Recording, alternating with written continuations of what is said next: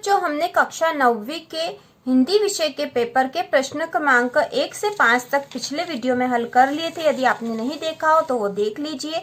इसके बाद हम आगे के प्रश्न हल करेंगे। तो प्रश्न नंबर 1 से लगाकर प्रश्न नंबर 5 तक हमने हल कर लिए थे पिछले वीडियो में। ठीक है, अब हम करेंगे प्रश्न नंबर 6। ठीक है, प्रश्न नंबर 6 से जो है 2 नंबर वाले क्वेश्चन है, 2 नंबर वाले प्रश्न शुरू हो रहे हैं। तो प्रश्न नंबर 6 और ये सारे प्रश्न जो है अथवा में है। ठीक है, अथवा में 2 प्रश्न में से कोई सा एक प्रश्न करना है। तो हमने कोई सा भी एक प्रश्न ही हर प्रश्न में हल कर रखा है। ठीक है बच्चों, तो आप समझ ही जाओगे। तो प्रश्न नंबर जो 6 है, हमें अपने पर्यावरण को सुरक्षित रखने के लिए क्या क्या कदम उठाने चाहिए।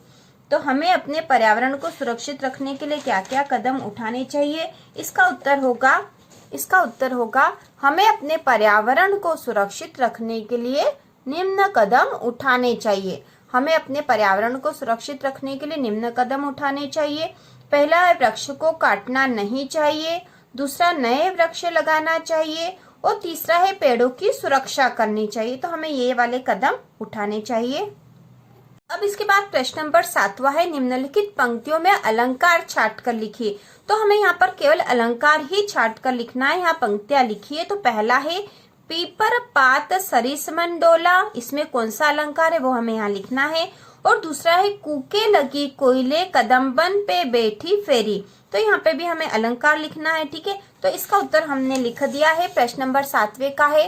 तो पहला जो वाक्य था पीपर पात सरिस मन डोला, जो पंक्ति थी उसमें उपमा अलंकार है। और दूसरा जो है कूके लगी कोयले कदम्बन पे बैठी फेरी में अनुप्रास अलंकार है। ठीक है, तो इस प्रकार हमने ये प्रश्न नंबर 7 कर लिया है। प्रश्न नंबर 8वां जो है, छंद किसे कहते हैं समझाइए। अथवा है काव्य की परिभाषा एवं भेद लिखे। तो इसमें हमने काव्य की परिभाषा और भेद लिखा है। तो इसका उत्तर है काव्य की परिभाषा है रसयुक्त वाक्य को काव्य कहते हैं। ठीक है, रसयुक्त वाक्य को काव्य कहते हैं। काव्य के 2 भेद है, पहला है दृश्य काव्य और दूसरा है श्रव्य काव्य। तो प्रश्न नंबर 8वां है ये। उसके बाद प्रश्न नंबर 9वां है, वीर गाथा काल को आदिकाल क्यों कहते हैं। ठीक है, इसमें भी 2 प्रश्न थे, आदिकाल की प्रवृत्तियां लिखिए। तो हमने ये वाला प्रश्न करा है, वीर गाथा काल को आदिकाल क्यों कहते हैं। इसका उत्तर है वीर गाथा काल हिंदी साहित्य का आरंभिक काल था, इसलिए इसे आदिकाल भी कहा जाता है। ठीक है, तो इसका उत्तर है वीर गाथा काल हिंदी साहित्य का आरंभिक काल था, इसलिए इसे आदिकाल भी कहा जाता है। इसके बाद प्रश्न नंबर 10वां है। ठीक है, प्रश्न नंबर 10वां, इस संसार में सच्चा संत कौन कहलाता है। और इसके अथवा में था कबीर किस प्रकार के संत थे। तो हमने ऊपर वाला प्रश्न करा है, इस संसार में सच्चा संत कौन कहलाता है। तो इसका उत्तर है इस संसार में सच्चा संत वही है जो जाति पाति के बंधन से ऊपर उठकर भक्ति करते हैं, जिनका एकमात्र लक्ष्य प्रभु प्राप्ति होता है। तो ये इस प्रश्न का उत्तर था। इसके बाद प्रश्न नंबर जो 11 है, मानसरोवर से कवि का क्या आशय है। और इसके अथवा में था कच्चे सकोरे का क्या अर्थ है। तो हमने ये ऊपर वाला प्रश्न करा है, मानसरोवर से कवि का क्या आशय है। ठीक है, मानसरोवर से कवि का क्या आशय है। तो इसका उत्तर है मानसरोवर से कवि का आशय मन रूपी पवित्र सरोवर से है, जिसमें मनुष्य के मन में स्वच्छ विचार रूपी जल भरा है। मानसरोवर से कवि का आशय मन रूपी पवित्र सरोवर से है, जिसमें मनुष्य के मन में स्वच्छ विचार रूपी जल भरा है। तो ये इसका उत्तर है, आप आसानी से लिख सकते हो वीडियो को पॉज करके। इसके बाद प्रश्न नंबर 12 जो है, तो प्रश्न नंबर जो 12 है, अनुप्रास अलंकार की परिभाषा उदाहरण सहित लिखिए। और इसके अथवा में सवैया छंद किसे कहते हैं। तो हमने ऊपर वाला करा है अनुप्रास अलंकार की परिभाषा उदाहरण सहित। तो इसका उत्तर है काव्य में जहाँ कोई एक वर्ण एक से अधिक बार प्रयोग में आए वहाँ अनुप्रास अलंकार होता है। तो ये अनुप्रास अलंकार की परिभाषा हो गई है कि काव्य में जहाँ कोई एक वर्ण एक से अधिक बार प्रयोग में आए वहाँ अनुप्रास अलंकार होता है। और इसका उदाहरण है रघुपति राघव राजा राम। ठीक है, रघुपति राघव राजा राम, यह इसका उदाहरण है। ठीक है, अब अगला करेंगे हम। अगला जो प्रश्न नंबर 13 है, प्रश्न नंबर 13 में पूछा गया है, प्रश्न नंबर जो 13 है, ज्ञान की आंधी से पूर्व मनुष्य की मन स्थिति कैसी थी। अथवा है मनुष्य ईश्वर को कहाँ कहाँ ढूंढता। तो हमने इसमें यहाँ पर अथवा वाले प्रश्न का उत्तर लिखा, मनुष्य ईश्वर को कहाँ कहाँ ढूंढता है। तो इसका उत्तर है मनुष्य ईश्वर को मंदिर, मस्जिद, काबा, कैलाश आदि जगहों पर ढूंढता फिरता है।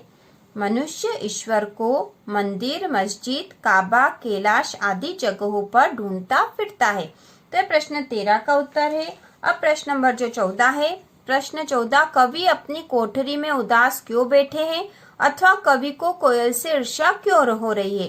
तो हमने अथवा वाले प्रश्न का उत्तर लिखा है, कवि को कोयल से ईर्ष्या क्यों हो रही है, और इसका उत्तर है कवि को कोयल से इस बात पर ईर्ष्या हो रही है कि कोयल हरे भरे वृक्ष की डाल पर रहती है, उसके उड़ने के लिए संपूर्ण आसमान है, जबकि कवि एक छोटी सी 10 फुट लंबी चौड़ी काल कोठरी में एक कैदी का जीवन व्यतीत कर रहा है। ठीक है, कवि को कोयल से इस बात पर ईर्ष्या हो रही है कि कोयल हरे भरे वृक्ष की डाल पर रहती है, उसके उड़ने के लिए संपूर्ण आसमान है, जबकि कवि एक छोटी सी 10 फुट लंबी चौड़ी काल कोठरी में एक कैदी का जीवन व्यतीत कर रहा है। तो ये इसका उत्तर है। आप वीडियो को पॉज करके लिख लो।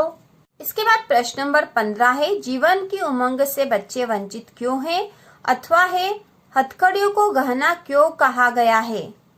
तो इसका उत्तर है, तो हमने यहाँ ऊपर वाले प्रश्न जीवन की उमंग से बच्चे वंचित क्यों हैं, इसका उत्तर लिखा है प्रश्न नंबर 15 में। तो इसका उत्तर है सामाजिक और आर्थिक विषमता के कारण कामगार बच्चे जीवन की उमंग से वंचित है। ठीक है, सामाजिक और आर्थिक विषमता के कारण कामगार बच्चे जीवन की उमंग से वंचित है। तो यहाँ पे हमें बताना था कि बच्चे जो है जीवन की उमंग से वंचित क्यों हैं, तो उसका कारण है सामाजिक और आर्थिक विषमता। ठीक है, अब अगला जो प्रश्न है, प्रश्न नंबर जो 16 है, कवि ने कैदी और कोकिला कविता में किस विषय पर प्रकाश डाला है अथवा है गोपियां किसका रूप धारण करना चाहती और क्यों। तो हमने इसमें ऊपर वाले प्रश्न का उत्तर लिखा, कवि ने कैदी और कोकिला कविता में किस विषय पर प्रकाश डाला है।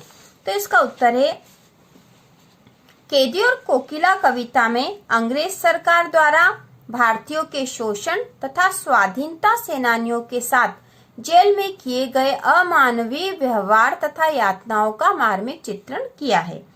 कैदी और कोकिला कविता में अंग्रेज सरकार द्वारा भारतीयों के शोषण तथा स्वाधीनता सेनानियों के साथ जेल में किए गए अमानवीय व्यवहार तथा यातनाओं का मार्मिक चित्रण किया गया है।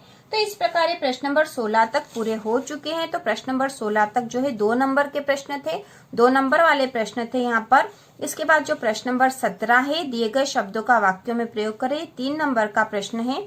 तो इसमें शब्दों का वाक्यों में प्रयोग करना था, बहुत आसान था ये, तो हमने यहाँ ऊपर वाला करा है। इसमें अंतरिक्षयान, यात्री और उड़ान शब्दों का वाक्यों में प्रयोग करना था। तो इसका उत्तर इस प्रकार होगा प्रश्न नंबर 17।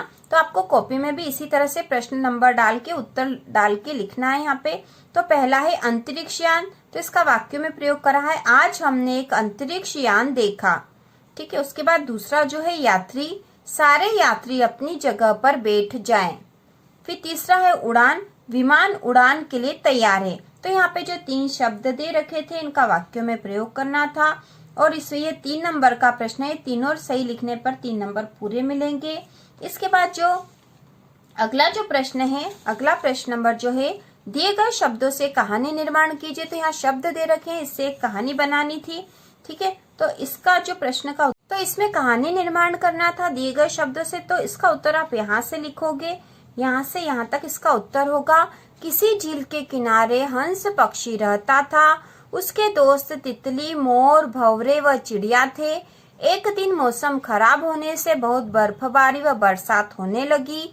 सभी पेड़ पौधे व जानवर घबराकर इधर उधर भागने लगे। कुछ जानवर पत्थर के ओट में पीछे छिप गए तथा कुछ जानवर पेड़ों के नीचे छिप गए।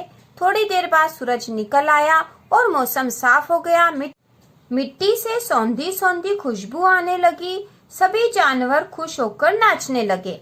तो यहाँ पे जो शब्द दे रखे थे उससे कहानी का निर्माण यहाँ पे किया गया है, और आपको यहाँ से यहाँ तक ये जो कहानी का ये उत्तर है पूरा लिखना है। ठीक है, वीडियो को पॉज करके आप आसानी से लिख सकते हो इसका उत्तर।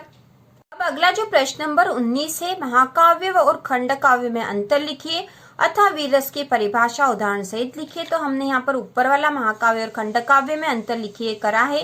ये 3 नंबर का प्रश्न है, ठीक है। तो इसका अंतर इस प्रकार होगा, महाकाव्य और खंडकाव्य में अंतर आपको इसी तरह से कॉपी में लिखना है। तो पहला जो अंतर है, महाकाव्य में जीवन के समग्र रूप का वर्णन होता है और खंडकाव्य में है, खंडकाव्य में जीवन के किसी एक पक्ष का वर्णन होता है। दूसरा है, महाकाव्य में 8 या अधिक सर्ग होते हैं और खंडकाव्य में 1 सर्ग होता है, ठीक है। महाकाव्य का नायक धीरोदात्त, उदार व महान होता है, खंडकाव्य के लिए यह आवश्यक नहीं है। तो हमें 3 नंबर का प्रश्न था, तो हम 3 अंतर लिख देंगे तो हमें पूरे अंक प्राप्त होंगे। तो इस प्रकार ये 2 और 3 नंबर के सारे क्वेश्चन हो चुके हैं। अब अगले वीडियो में 4 और 5 नंबर के क्वेश्चन वाले प्रश्न किए जाएंगे। और इसी तरह के और वीडियो देखने के लिए चैनल को सब्सक्राइब कीजिए।